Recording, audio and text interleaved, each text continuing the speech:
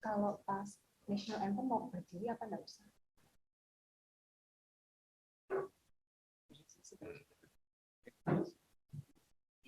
Kalau sudah siap.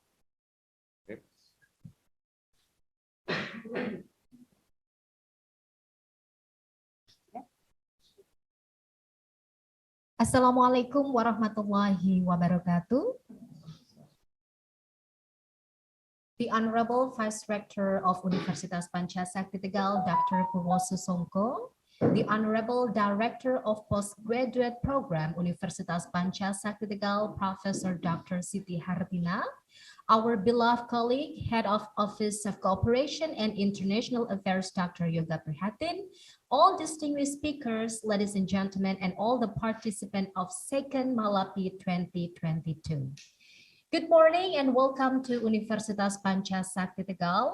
It is such an honor to welcome you here in this event, second International Conference on Law, Social Science, Economic and Education under the theme Increasing Resiliency and Sustainability in Social Science through Digital Transformation.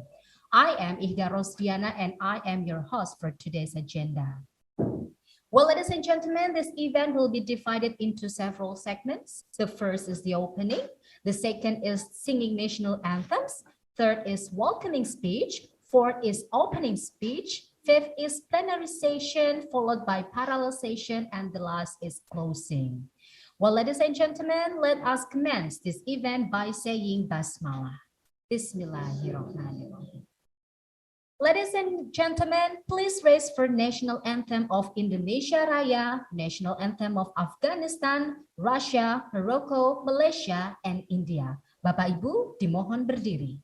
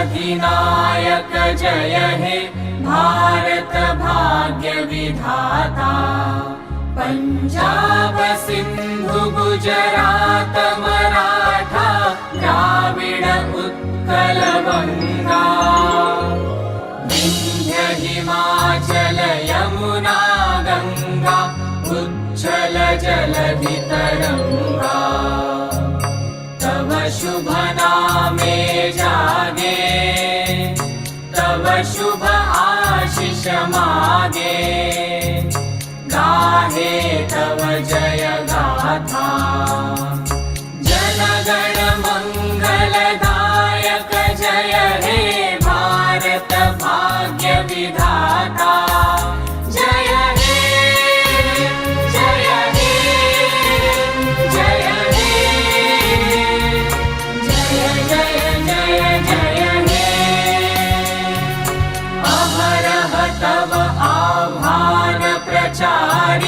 सुनि तव उदारवाणी हिन्दू बौद्ध सिख जैन पारसिक मुसलमान ख्रिस्तानी पूरब पश्चिम आसे तव सिंहासन पासे प्रेम हार हय गाथा जनगण ऐक्य विधायक जय हे भारत भाग्य विधाता जय हे जय हे जय हे जय जय जय जय हे पतन अभ्युदय बन्धुर पन्था युग युग धावित यात्री तुम चिर सारथि तव रथ चक्रे मुखरित पथ दिन रात्रि दारुण विप्लव माजे तव शंख ध्वनि बाजे संकट दुःख त्राता जनगण पथ परिचायक जय हे भारत भाग्य विधाता जय हे जय हे जय हे जय जय जय जय हे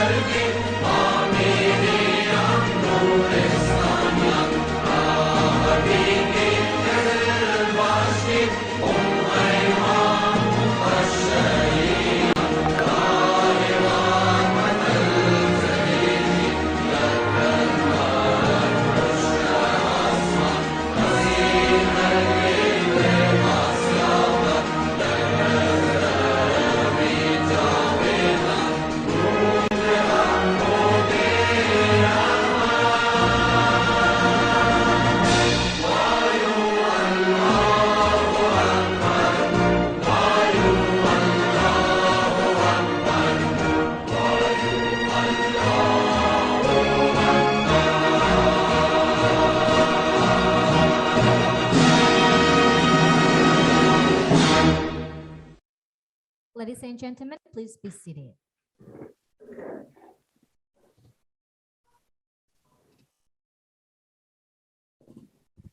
Ladies and gentlemen, now I'd like to call upon the Director of Postgraduate Program Universitas Pancasakti Tegal to give her speech. Professor Dr. Siti Hartina, please do.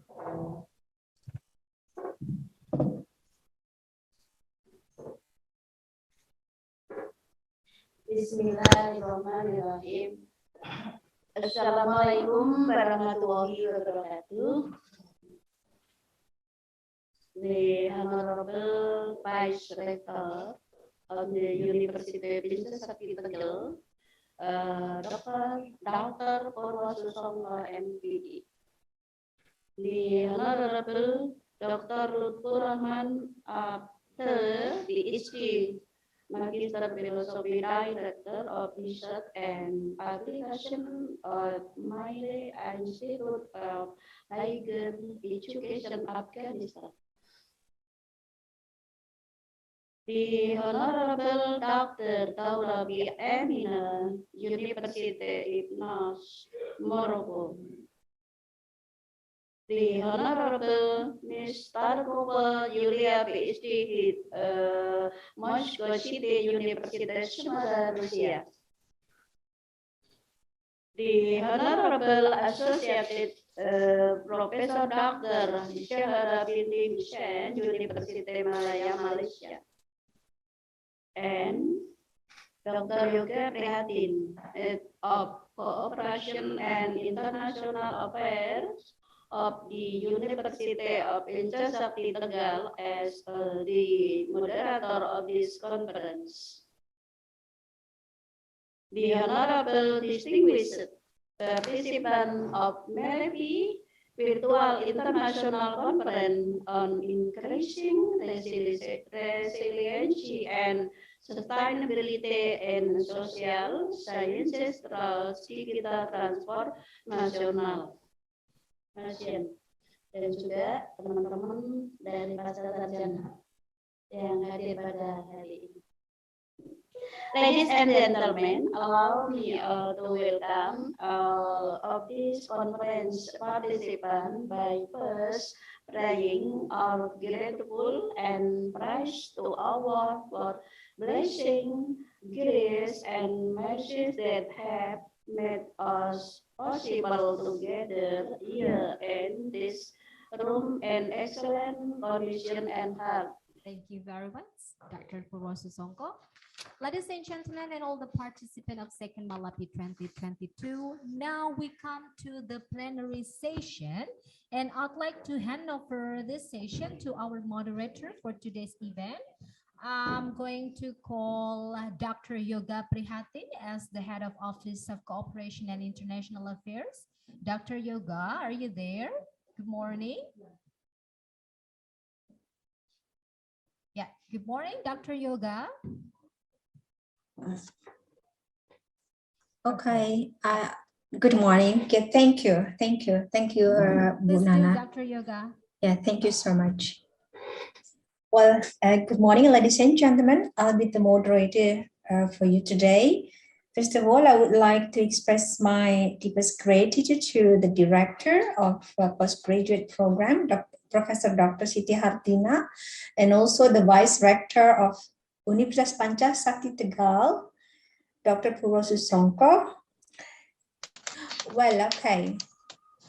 Cannot see that.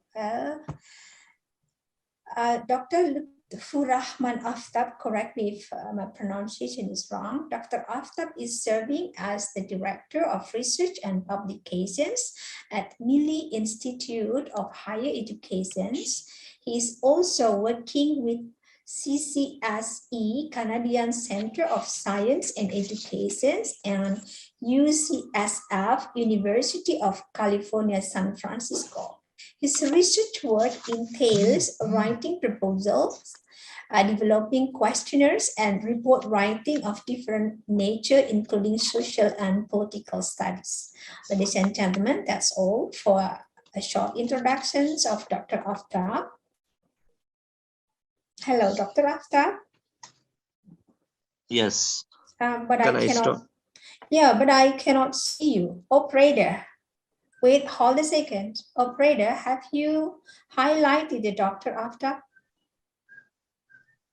He will Yes, say I need so. I need a moderator to share the screen. Yeah, of course, I will. Operator, Ibu Yuni, what happens? Ibu Yuni, are you there? Hold a second, Dr. Aftab.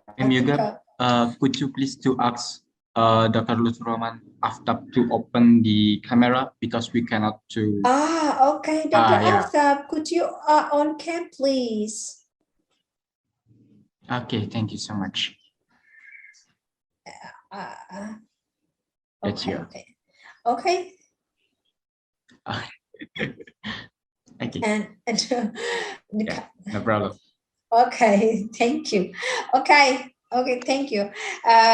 Operator, please help him to share the screen, the PowerPoint. Thank you. Dr. Aftab, you have 15 minutes to present. Thank you. And please do. Yes, thank you.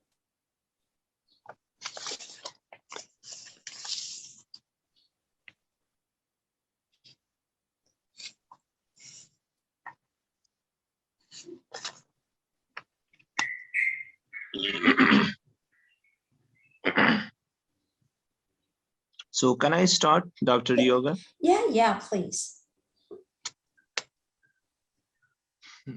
Yeah, thank you for having me in this great conference, and I'm really thankful for Dr. Yoga and her team in the university for arranging such an interesting conference, which will really benefit the lecturers and the students of the University of Pankasakti. And I am praying for Dr. Yoga to recover very soon. She was sick for the last 2 days. Thank you. And so I have selected a topic stabilizing our stabilizations of environment through digital literacy in educations. And I have put a brief preface before going into the topic. Stabilizations of environment through digital literacy in education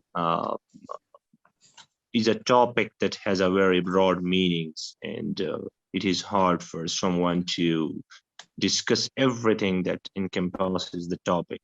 Therefore, I try to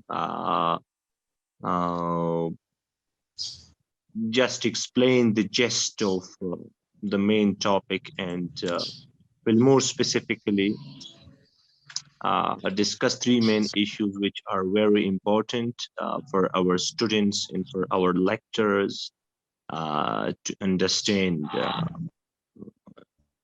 And these 3 issues has directly exploring and explicating our main topic, which was selected by the committee of the conference, the University of Pankasakti.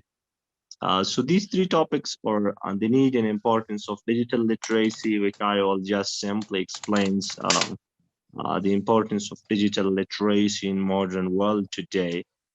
And then I will shed a little bit light on the digital literacy in higher education that how we need the digital literacy and higher education in modern world, and how it impacts the higher education sector. And finally, I will explain the digital literacy in research, the role of digital literacy in research, how digital literacy transformed our research activities from physical researches to an e-research or electronic research activities. I will explain all these three topics. So, today, we are really living in a network society, and in a society, in an era that in an era of digital literacy, and the technologies today has brought us all together very close, and everything has been changing very rapidly. And digital literacy actually does not affect or impact our academic life, but it has brought great changes to our social, political, economic, culture, academic, research activities, everything. It's something very broad, which has a direct link with the digitalizations in a whole. So we cannot educate our young generation today without the development of digital literacy. And many great scholars and researchers have emphasized that digital literacy today is actually the currency of employment today. I mean, they have emphasized that without I mean, digital literacy is actually a fine tool for our young generations to find their employment and to be ready for their future endeavors in their future employment. And they think that without digital literacy, our younger generation would not be able to face the future challenges of modern worlds very well. So students get with philosophical, yes, okay. And so they think that students get familiarized with many new things in university life that give them a very good foundation for their future. In a whole, I must say that it means that digital literacy gives actually a better preparations to our young graduates in young generations while entering to a workforce.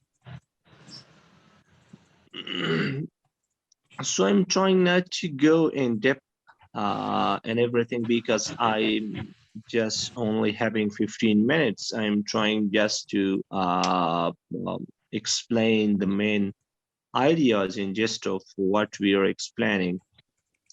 But COVID-19, I have to point out that COVID-19 pandemic has brought great changes to the whole world. And this pandemic rapidly and greatly affected the education sector, particularly, which is our main topic. I'm not going to talk about the other impacts of COVID-19, because it affected almost all the sectors of our social, political, cultural life. So this pandemic rapidly affected the education sectors all around the world, and almost all the institutions forced to shift their learning service from face-to-face to an online learning format. And that's why technologies has been developed and rapidly, and every institutions, every university is trying to introduce new technologies, and everyone is trying to facilitate more and more to their students. So this pandemic pushed the world to a total digital transformations, and digital literacy is today something indispensable for every student.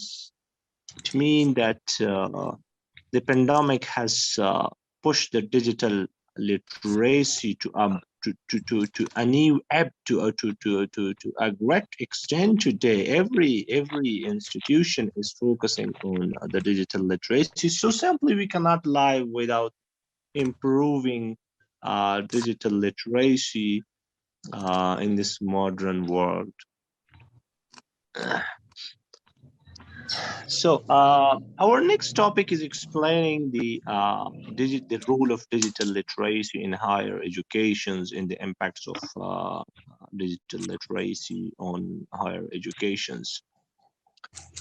As we discussed before, that digital literacy has a great impact upon all learning activities, but we are focusing here only in higher education and research. And so the great and broad impact of the digital literacy has changed our students to digital natives or net generation. Some scholars call it net generation or digital natives. So the first thing is easy adaptation. Digital literacy in higher educations gets up to date our students. It's mean that while our students in higher education, they practice the digital literacy, they are getting familiarized with the new technologies of modern world. And this is helping them in the future to adapt with uh, any new challenges very easily. Or for example, if our graduate is working in a company or in any firm or any research centers, and those companies are introducing new technologies, so our graduates who have been grown up in a digital era, in a digital literacy era, they can face those challenges and changes very quickly. They can adapt themselves to those situations because they have already got used to some new technologies during their learning, their coursework. So, and it's something very important for our graduates and students to focus, because this era of digital literacy is actually familiarizing them with some new technologies which are helping them in their future endeavors. And so secondly, deep understanding. It has been accepted. Moderator, can you please change the slide? Yes, please. Hello. Yeah. Yeah. So a deep understanding is something that has been proven all around the world, that while our students, while our students creating digital media like images, informative graphics, and while they are dealing with different video apps, and while they're designing different slideshows, all these actually allowing our students to get to the depth of the topic. And while they are using digital tools, they actually think more innovative, and this makes ways for a critical thinking of our students. This is also uh, the impact, and I have to say the main role of digital literacy in the life of our students, that they are paving ways for deep understanding of the topic. and this is proven all around the world by psychologists and researchers, that while we are learning through creating digital medias like images or informative graphics, or for example, when we are creating some slideshows, in using all those tools of digitalizations. So learning online ethics is another impact of digital literacy in higher educations. It actually helping our students, our university students particularly, to be aware of internet ethics, uh, because we have many things that our students should understand in this modern world. For examples, internet ethics, copyright law, privacy, security, honesty, and respect for others through online applications. In a whole, I'm not going to go in depth to other topics, but I simply have to say that digital literacy does not only help our students to express their voice, but their professionalism. It actually allowing them to express their professionalism very easily. And their abilities to others, they can express them very easily through using different applications and different methods of technology, using technologies. And finally, they can find a better job in the future. So we're moving to another topic, which is very important, and I have focused on that topic, which is I'm very busy these days in the research activities. That's why I focus on the research, which is the basic need of every society, every university. I have to say research is more important than food. Dr. Yoga, I hope I am not wrong. Yeah. So You're never wrong, don't worry. yeah, You're always digital right. thank you. Digital literacy has its own role and durable impacts on the research activities in modern world, and that's why every institutions has turned their faces to develop the process of digital literacy, and their institutions, universities, or research centers. In a whole, digital literacy has changed the ways of conducting researches, and as we see that letters become emails today, and magazines have turned to become electronic informations, and even shopping malls today become web pages and net sites. We are just simply go to Amazon, and we receive what we are longing for and what we are going to get. So the same has happened to the research activities also in the era of digital literacy.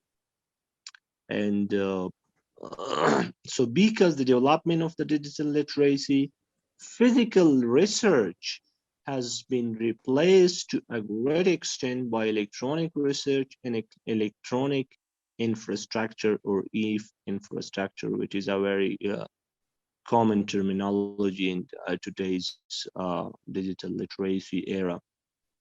So actually everything has been changed today, from physical research activities to electronic research and electronic infrastructures.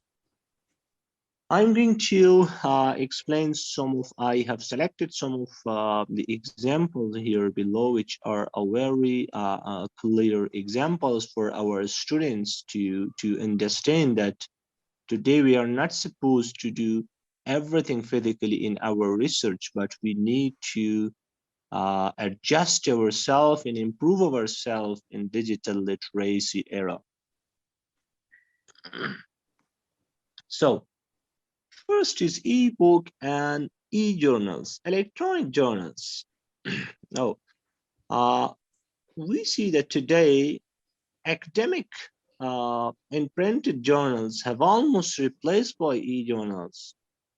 And today researchers are focusing, we see that they are focusing on impact factor, index, citations, in other matters related to e-journals. So today we are not just talking about in the field of research. I mean, today we are not just talking about, oh, let me go and I'm gonna publish my article and a journal, something. We are simply asking, oh, what is the impact factor of the electronic journals? Is an indexed journal?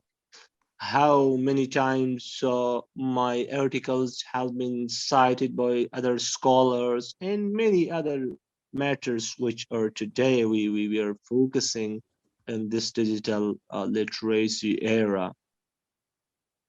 Secondly, conducting a research.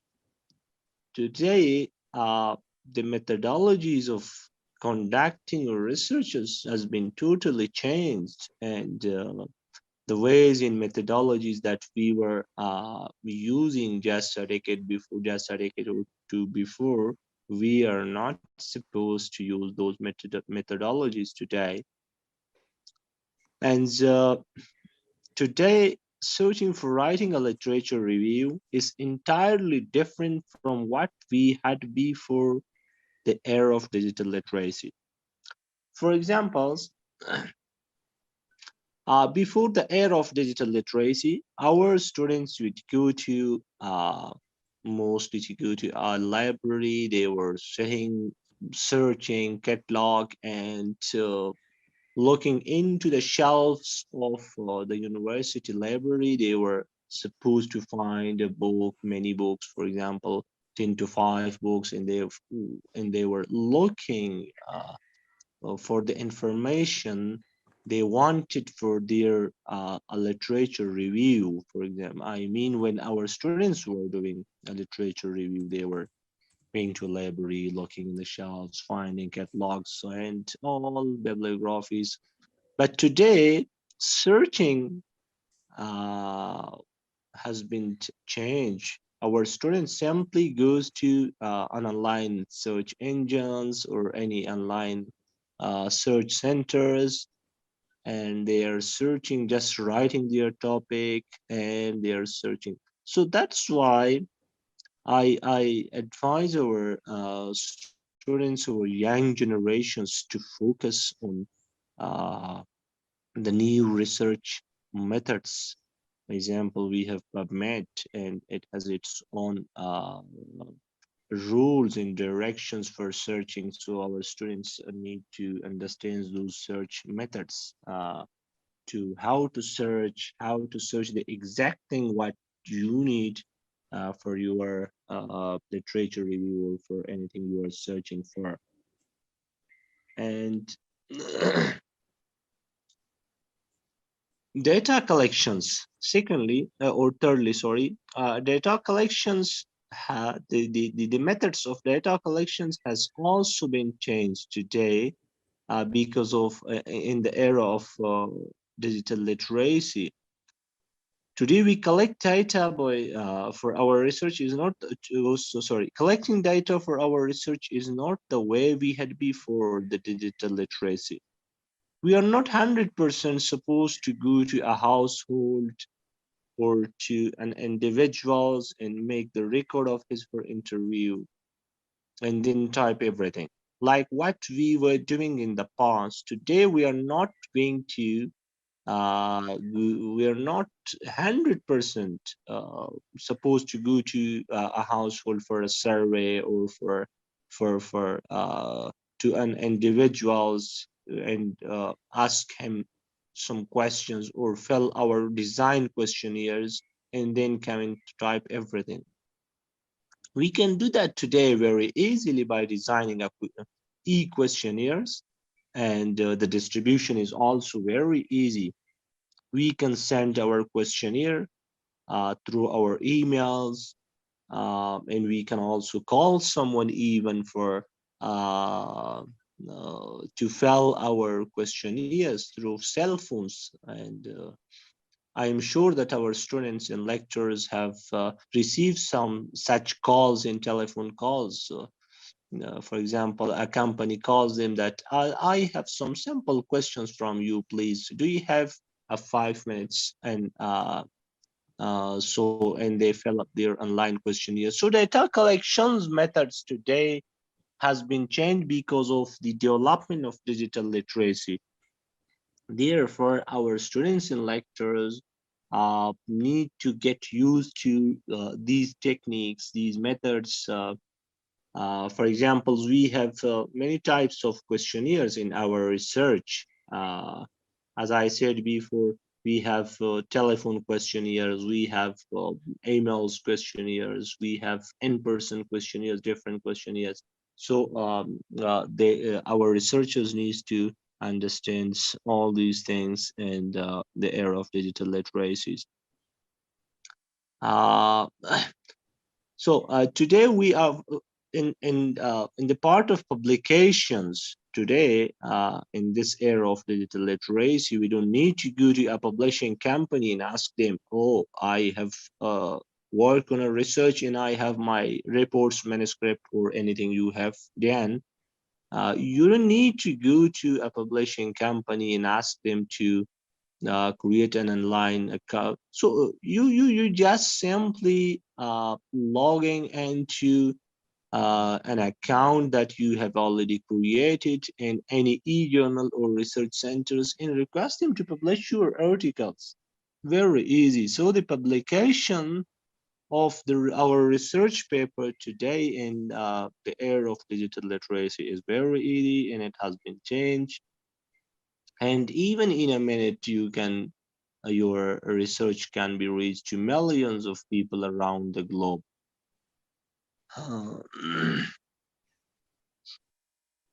So in a whole, and finally, I think I have already crossed 15 minutes. I'm sorry, Dr. Yoga, she must be angry at me, but I'm sorry.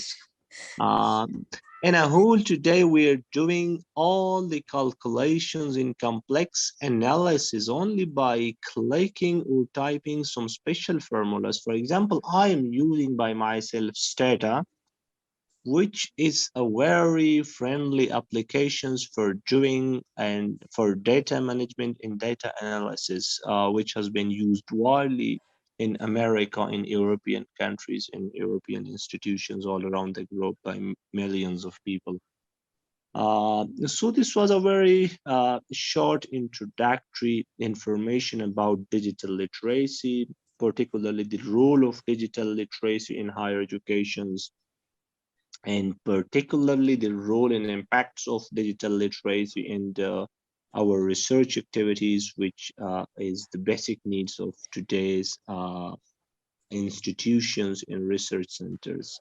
And I advise our young generations to get used to these technologies and techniques, because everything has been changed, particularly after the pandemic of COVID-19. So thank you for your patience, and I am really happy that you are having me here, and thanks for having me in this conference. It is really a great pride and privilege for me to be among the community of the University of Bangka Sakti, and I will always stand by with them. Thank you so much. Thank you so much, Dr. Aftab, for your very, very excellent presentations. Thank you. But one request for you, not from me, but from the audience, they ask you to be on cam, because we will have a question and answer sessions after this. I'm not angry with you, of course, never. When you say so, could you be on cam, please? Thank you, because everyone asked. You see the chat box there. You need to be on cam because they want to know you better. Dr. Aftab, already? Okay, great. Yes. Thank you so much for being on cam, operator. Great. Thank you so much, Dr. Aftab. First of all, we have 5 questions from Suci Apriliani, Alfie, Vidyanti, Tiara Suci, Camila, and Dalis, and one more from our headmaster, if I'm not mistaken, Pak Yai Alwinge, kalau nggak salah, if I'm not mistaken. The questions are from 3 of you, Dr. Sahara, Professor Sahara, Dr. Aftab, and also Miss Dr. Starskova Julia, but someone I mean 2 persons are raising hand. We have 7 questions. Is that okay? Well, first of all, I would like to invite Suci Apriliani. Are you there? Suci Apriliani. Hello. Hello, Suci Apriliani. Yes, I'm there, Miss Yoga. Okay. Please ask the questions. Yes, I'm to ask. Operator, please highlight Ibu Suci. Operator, are you on cam, Ibu Suci? Are you on cam? I'm sorry, Mr. Yoga. I can on cam because my signal is not supported. Okay, no problem. Okay, but I would like, it is an honor to know you if you're on cam. Okay, Ibu, silakan Bu Suci, monggo. Pakai bahasa Indonesia boleh nggak, Miss Yes, Yoga? please. Yes, please. I will try to translate. No worries. Oke. Tadi dijelaskan oleh Dr. Lutfurrahman Aftab itu untuk digital literacy in higher school. Yang saya tanyakan itu bagaimana sih untuk meningkatkan atau untuk membangun digital literasi itu pada siswa sekolah dasar. Mengingat siswa kita itu beraneka ragam karakteristiknya, juga untuk SD-SD yang mungkin ada di daerah yang bukan perkotaan, itu sulit mendapatkan sinyal. Seperti itu. Okay. Thank you. Thank you so much, Dr. Aftab. The questions goes to you. How to improve digital literacy and elementary school, especially those who live in the suburb. Thank you. I'm sorry. Can you explain, Dr. Yoga, a little bit? On cam first, then I will explain how to improve digital literacy in elementary school, especially in the suburb area. Those who live in the suburb. Those who live in what?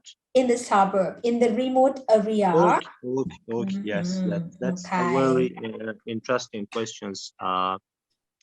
Thank you for the sisters. I did not completely get up her name, but thanks for the Suci. question. Her name is Suci. Her name is Suci. Ibu Suci. Yeah. Yes. And I'm really happy that she's having such a feelings for the suburbs and remote areas.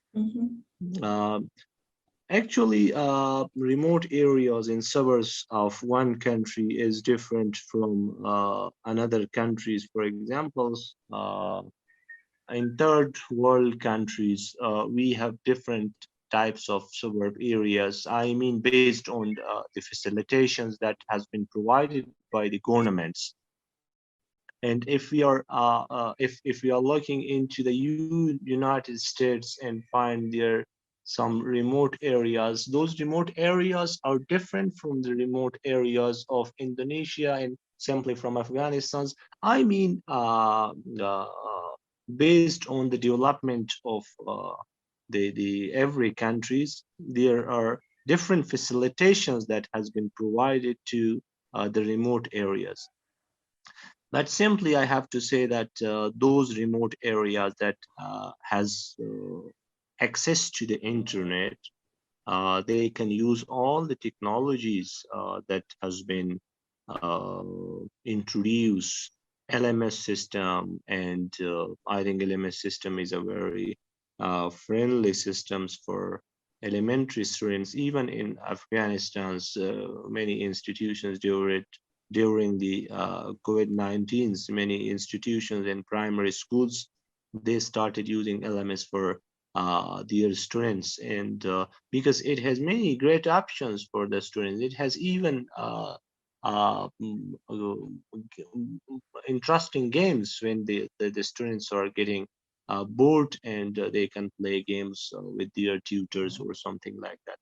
So I think those remote areas and suburb areas that are having internet connections, they can use the same technologies, the same applications in the same media tools as like those institutions which are using in the main cities. Mm, it is very simple. They have to adapt themselves. Um, so I think it's enough for Suita. They can simply use all the technologies, applications that has been introduced by the city, universities, or schools. If they have internet access, internet is the basic need of digital literacy everywhere, if it is city or if it is suburb areas.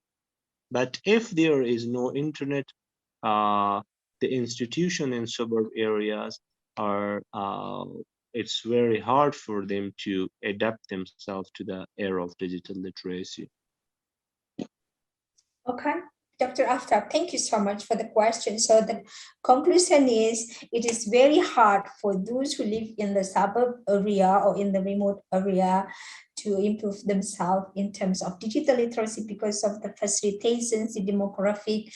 Do you have any tips? Do you have any tips? Okay. I know this. Do you have any suggestions? Oh yeah, improve the facilities first. Okay. I mean, in the suburb area. Well, anyway, thank you so much, Dr. Aftab. Bu Suci, does that answer your question, Bu Suci? Bu Suci, halo, karena perbedaan. Halo Bu Suci, ya kalau di remote area mah agak sulit nggih Bu Suci nggih. Satu kan karena akses internet juga susah. Apalagi ya, jadi pertama yang harus dilakukan mungkin government ini ya Bu ya, facilitating gini dulu, internet connections dulu. Agak sulit ya, karena juga kan Bu Suci finally, ini Bu Suci finally, thank you, you look so beautiful. Oke Ibu, terima kasih banyak. Tapi mengerti tadi penjelasan Pak Dr. Aftab? Ya, mengerti sekali Miss Yoga, karena yang kita butuhkan memang akses internet ya, itu utama sekali. Thank you so much Miss Yoga. Thank you, Ibu Suci. Nice meeting you here, Ibu Suci. Well, next questions. Dr. Aftab, you will have many questions, but I will go to Miss Tarskova first. Ibu Elvi Widianti, and then go to Miss Sahara, Professor Sahara after this, and back to Dr. Aftab again. Ibu Elvi Widianti, are you here? Ibu Elvi? Hello, Ibu Elvi. Yeah, your question to Miss Starskova, right? First questions. Yes, you have a first question, your first question. Let me read in the chat box. Actually, I have a screenshot of your first questions. Okay, thank you. For Russian speaker, the police can provide more confidence for other countries, and then what guarantee that is of payment property? And then, what kind of protection does Russian state offer the international trading? What kind of protections? Hold a second, Ibu. I don't get it. Number one. You have two questions, right? Number one. Could you repeat, please? Number one. Whether the policy, kebijakan. More confidence for other policy that is more convenience for other countries and can guarantee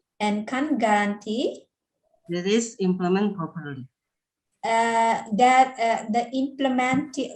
Could you say in bahasa Indonesia, Ibu? Could you say in bahasa Indonesia? Apa jaminan yang bisa kami terima untuk negara lain tentang perdagangan yang ditawarkan secara tadi jaminan teknologi ya? Jaminan teknologi. Apa jaminan untuk negara lain dan jika melakukan perdagangan? Ibu maksudnya perdagangan dari negara lain ke Rusia atau gimana, Bu? Ya. Okay. First questions, Ms. Tarskova, is what is the policy of Russian government to guarantee the convenience of the trading other countries to Russia? The policy. Okay. And the second questions. What is the second questions? What kind of protection? Jenisnya proteksi itu seperti apa yang negara lain untuk mengekspor barang ke Rusia secara digital? Tadi kan ada beberapa poin mempermudah. Okay. What kind of protections that Russian guarantee for exporting goods to other countries? From other countries to Russia. Thank you. Thank you. Terima kasih, Ibu. Okay, a translator. Hello. Mr. Skovar, where is your translator? Where is your translator? Translator? Yes. The translator, your translator. The one who helps you to translate.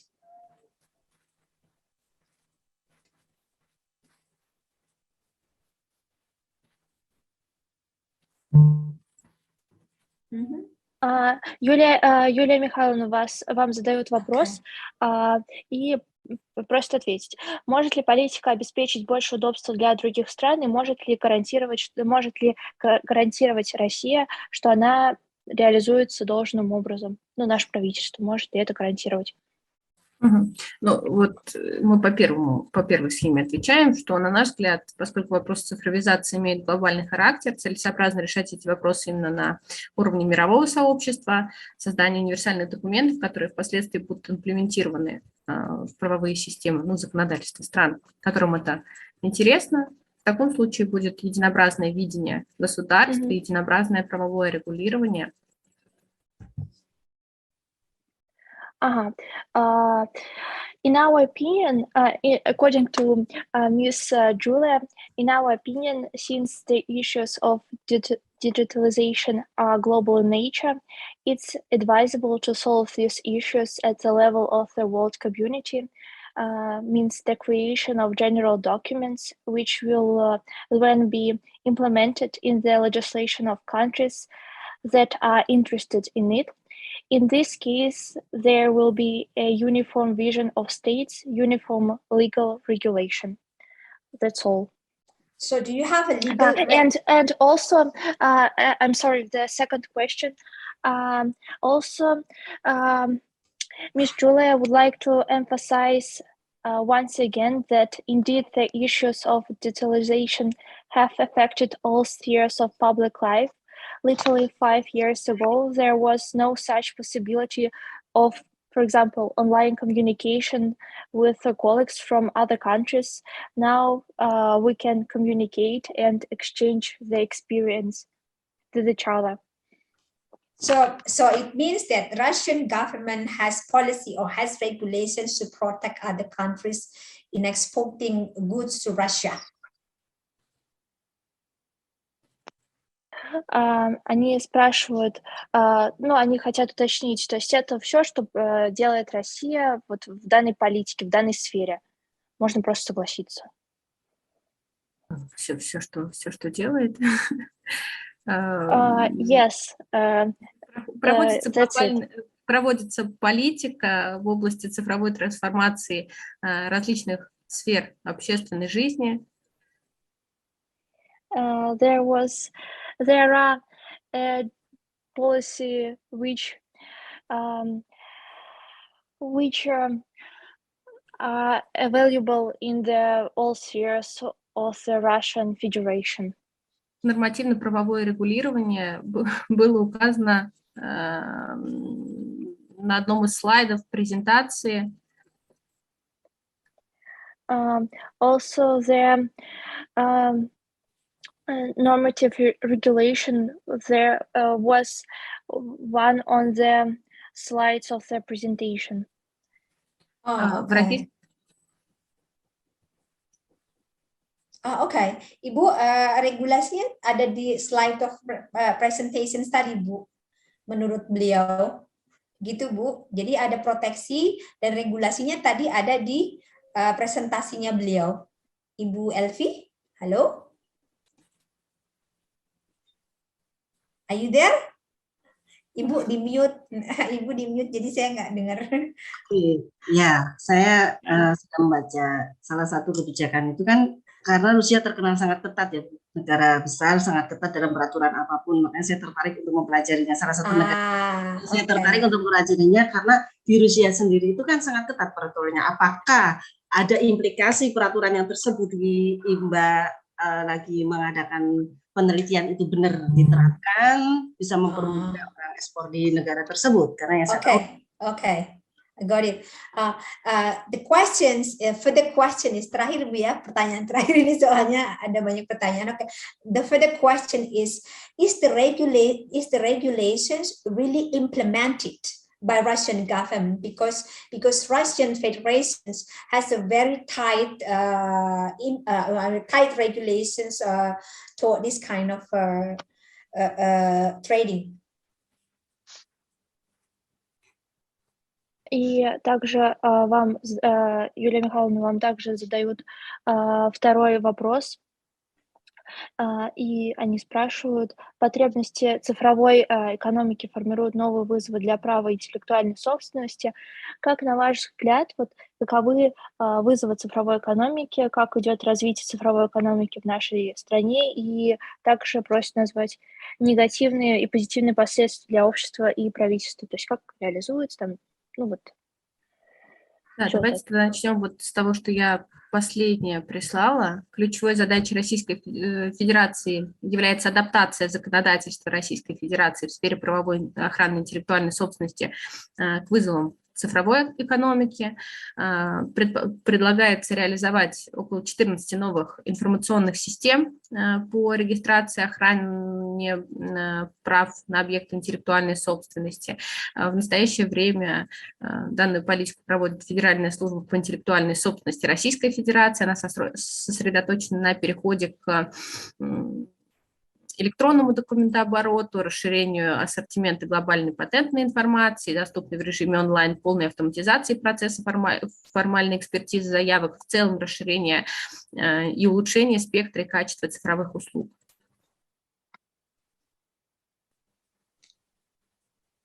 Translator? Currently, the Federal Service for Intellectual Property of the Russian Federation is focused on transition to electronic documents management, expanding the range of global patent information available online, fully automating the process of formal examination of applications, and generally expanding improving the range and quality of digital services. Конечно, очень большой проблемой является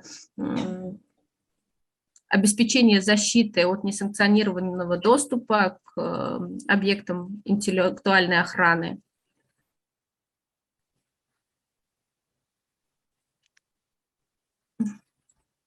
Of course, Юлия Михайловна, можете, пожалуйста, повторить ответ? Конечно, большой проблемой, я думаю, во всех странах является обеспечение,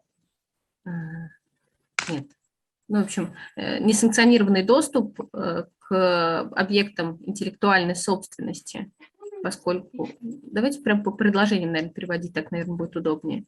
В общем, суть такая, что... Проблема, общемировая проблема, с ней сталкивается и Российская Федерация, это нарушение в области несанкционированного доступа к объектам интеллектуальной собственности, вследствие чего правообладатели терпят, в общем, определенные убытки. Of course, the main task which Russia and other countries deals, it's the violation in the area of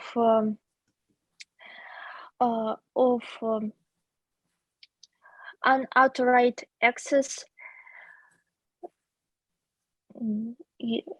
all over the world, and in Russia.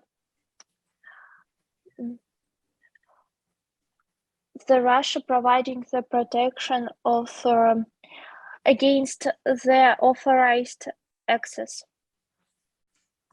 Okay. Ну и в целом политика Российской Федерации направлена на ужесточение ответственности за нарушение интеллектуальных прав. У нас глобальная такая политика сейчас проводится. And the global policy and the main task is the global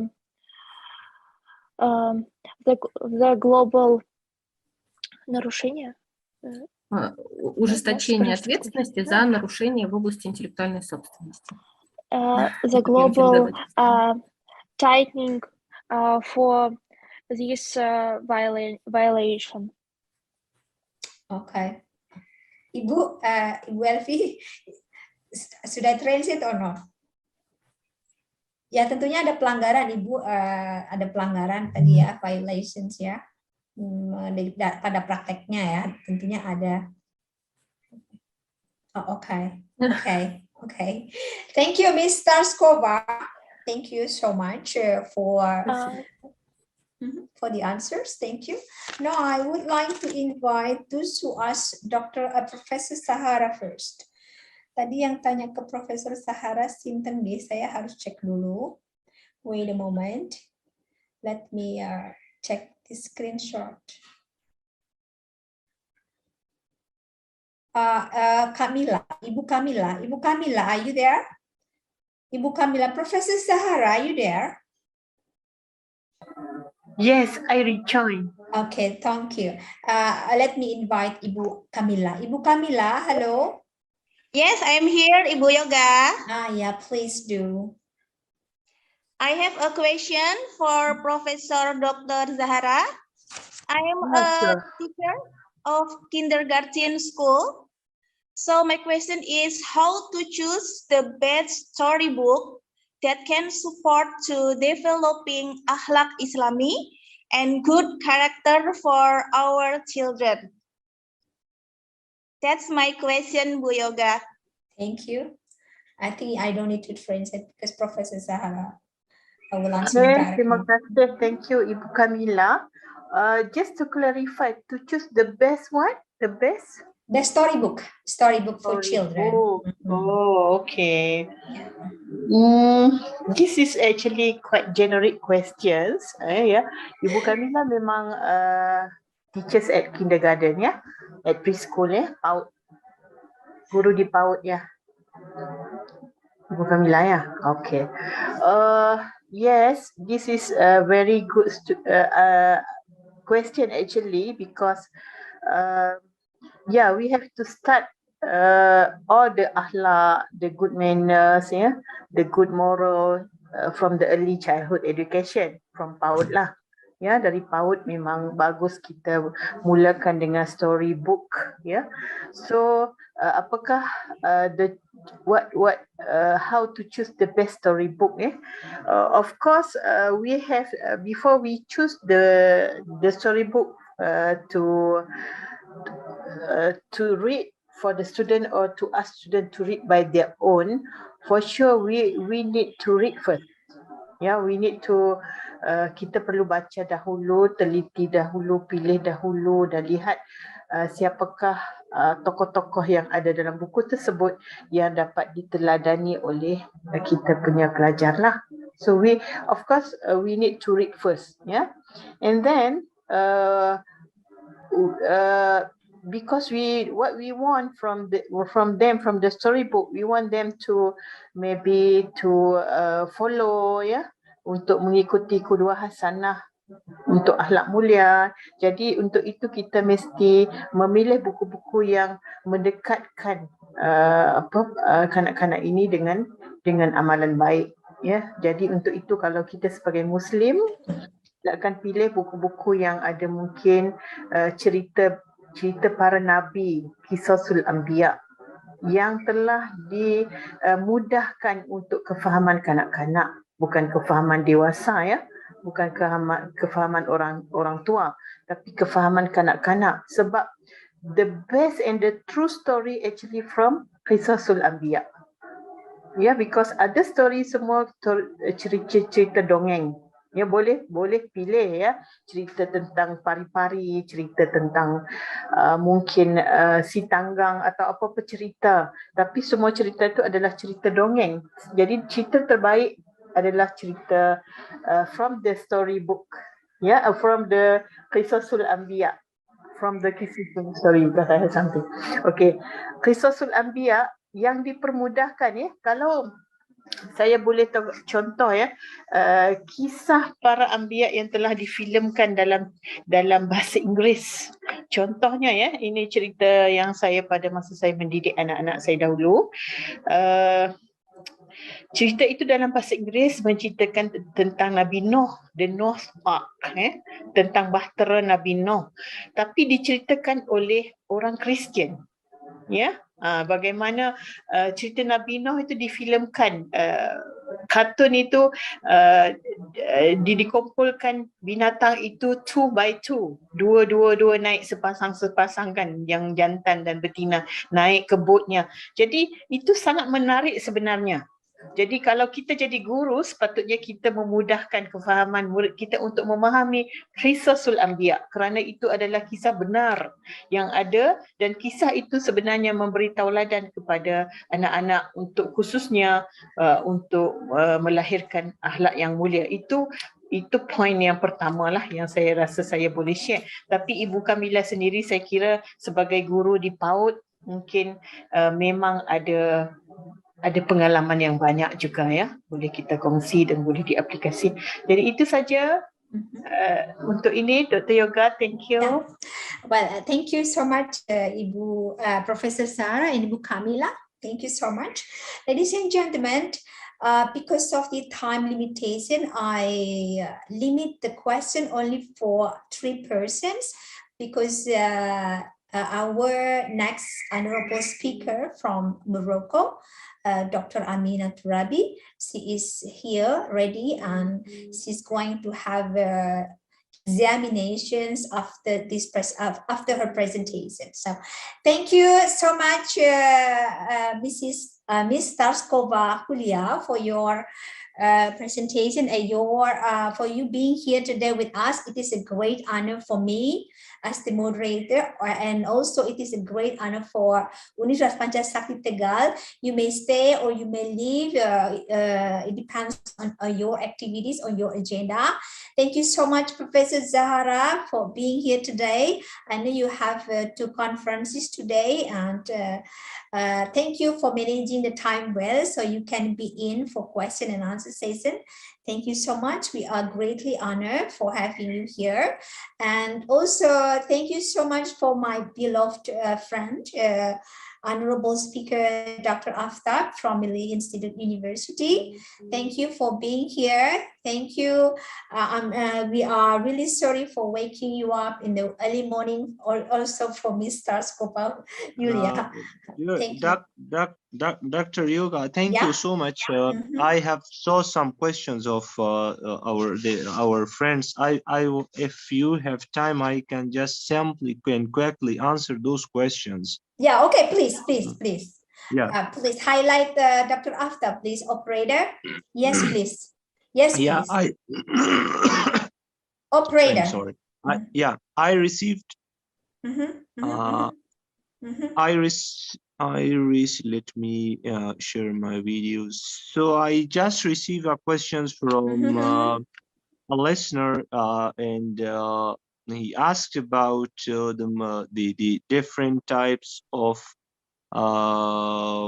literature review, and he requested very humbly. So I simply have to say that we have different types of literature reviews. We cannot explain in details, but I have to say that we have a systematic literature that we simply jot down our research questions, and then we are looking and reading the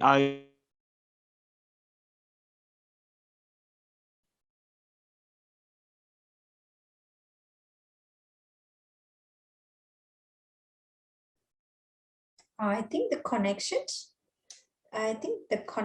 of Dr. Aftab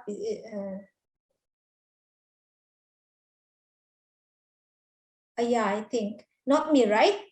Not my connections. Yeah, his connection. Ah, okay, great. I'm We afraid can hear that was, you. yeah, because Yeah. I'm at home. Okay, but let him back after this. Then I would like to invite Dr. Amina Turabi. Dr. Amina Turabi, are you here?